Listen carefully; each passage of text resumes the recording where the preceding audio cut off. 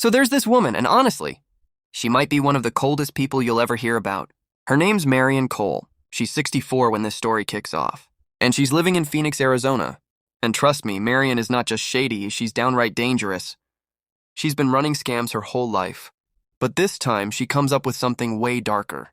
One day in 2001, Marian hatches a plan so twisted it sounds like a bad crime movie. She teams up with her longtime partner in crime, a woman named Doris Hale.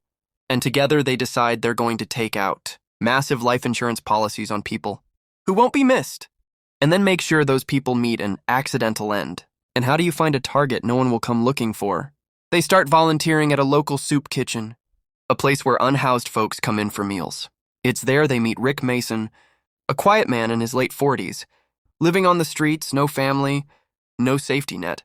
In their eyes, the perfect victim. They approach Rick acting like they want to help. They get him into a small apartment, start covering his bills, even buy him groceries. Rick thinks these women are saints. But behind the scenes, Marian and Doris get a rubber stamp, made of his signature, so they can start signing documents in his name. And guess what? They start stacking life insurance policies on him. Multiple, all with them as beneficiaries. They play the long game. They wait almost 2 years before making their move. Then one night, they give Rick something. Maybe alcohol. Maybe pills, enough to knock him out cold. They drag him to a deserted industrial road on the outskirts of town, lay him down, and then they run him over. Just like that. The police find him later and chalk it up to a hit and run. No one comes forward to question it. Insurance companies pay Marian and Doris a combined $500,000, and to them, that's not just a payday. It's proof they can get away with it. So they try again. A year later, Doris finds another man who looks like he's living rough.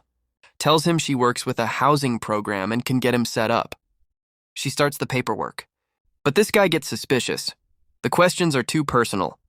The vibe feels off, so he bails. That one gets away. But Marian and Doris? They're hooked now. In 2004, they go back to the same soup kitchen and meet Graham Lewis, a former musician who's been struggling with severe mental health issues.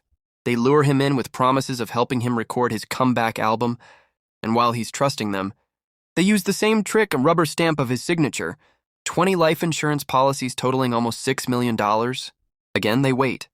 And when the time's right, they get Graham sedated, toss him in their car, and drive to a dimly lit service road. They prop his broken guitar next to him, making it look like he was trying to fix it on the roadside. Then they run him over twice. This time, though, their greed trips them up. They cash in one of the policies, just under the 2-year mark, and that triggers an automatic review by the insurance company. Enter special investigator Daniel Price. He starts digging and finds things that don't add up. The guitar Graham was fixing wasn't damaged. The scene looked staged, and the tire marks suggested a slow rollover, not a collision. He calls the police, and one officer remembers a similar case years earlier, Rick Mason's hit and run. The insurance company cancels all payouts. Marian and Doris are furious, but they still think they can pull it off again. They start working on yet another victim. But by now, the police are watching. They move in fast, arrest Doris mid-scam, then arrest Marian shortly after. Both women end up in court, and their horrifying scam finally comes to an end.